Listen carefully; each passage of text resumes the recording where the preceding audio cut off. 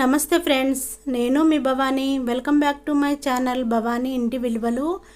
ఈరోజు చేయబోయేది కరివేపాకు కారం పొడి అండి. ఇడ్లీలోకైనా, రైస్లోకైనా, రోటీలోకైనా, దోశలోకైనా, ఊతప్పలోకైనా తినొచ్చు. చాలా టేస్ట్గా ఉంటుంది. ముదురు కరివేపాకును తీసుకోవాలి. లేతది కాకుండా కాస్త ముదురుగా తీసుకొని మంచిగా వాటర్లో కడగాలి. ఒక జాలి గిన్నెలో వేసేసుకొని వాటర్నంతా అడిచేలా పెట్టేసుకోవాలి. కరివేపాకు పొడి చేసుకొని ఒక బాటిల్లో స్టోర్ చేసుకుంటే 1 మంత్ వరకైనా నిల్వగా ఉంటుంది. కాటన్ క్లాత్ తీసుకొని ఒక టేబుల్ పైన పరుచుకోవాలి. మనము కడిగి పెట్టుకున్న కరివేపాకును వేసేసుకొని ప్యాన్ గాలికి ఆరబెట్టుకోవాలి. వాటర్ తడి ఏ మాత్రం లేకుండా చూసుకోవాలి. కరివేపాకు మంచిగా ఆరేంత వరకు ఆరబెట్టుకోవాలి. స్టవ్ వెలిగించుకొని ప్యాన్ పెట్టేసుకోవాలి. ఒక పావు వరకు ఆయిల్ని వేసేసుకొని కరివేపాకు చూడండి పొడి పొడిగా మంచిగా అయింది కదా, దోరగా వేంపుకోవాలి. మంచి స్మెల్ వచ్చేంత వరకు వేంపుకొని ఒక గిన్నెలోకి తీసుకోవాలి. కరివేపాకు మాడకుండా దోరగా వేంపుకోవాలి. చూడండి ఇలా. ప్యాన్లో 2 పావుల వరకు ఆయిల్ని వేసేసుకొని 2 స్పూన్ల శనగపప్పు, 2 స్పూన్ల మినపప్పును వేసేసుకొని దోరగా వేంపుకోవాలి. 2 స్పూన్ల ధనియాలను వేసేసుకొని దోరగా వేంపుకోవాలి. 1 స్పూను నువ్వులని వేసేసుకొని చిటపటలాడేలా వేంపుకోవాలి.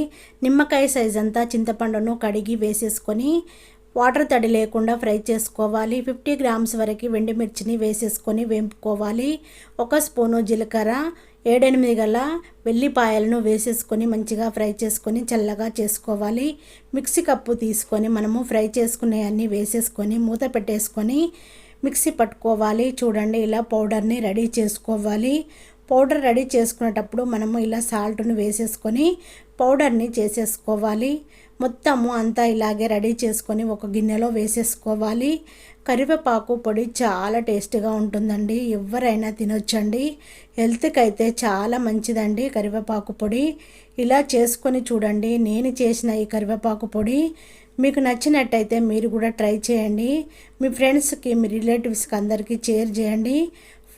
మొత్తము పొడిని రెడీ చేసుకోవాలి. మీ దగ్గర పెద్ద జారు ఉంటే పెద్ద జారులోనే పట్టేసుకోండి.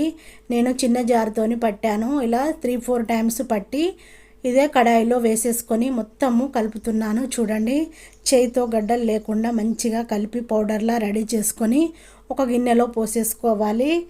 చల్లగా అయ్యేంతవరకు. చల్లగైన తర్వాత ఒక బౌల్లో పోసుకొని చూపిస్తున్నాను. చూడండి చాలా టేస్ట్గా ఉండే కరివేపాకు పొడి రెడీ అయిపోయింది. నేను చేసిన ఈ కరివేపాకు పొడి నచ్చినట్టయితే మీ వాళ్ళందరికీ షేర్ చేయడము మర్చిపోకండి. నా వీడియోకి లైక్ కొట్టండి. మీరు కొట్టే లైక్ వల్ల మరెన్నో వీడియోలతో ముందుకు వస్తాను. నా వీడియో చూసిన వెంటనే సబ్స్క్రైబ్ చేసుకోండి. Thank you for watching. నేను మీ భవానీ.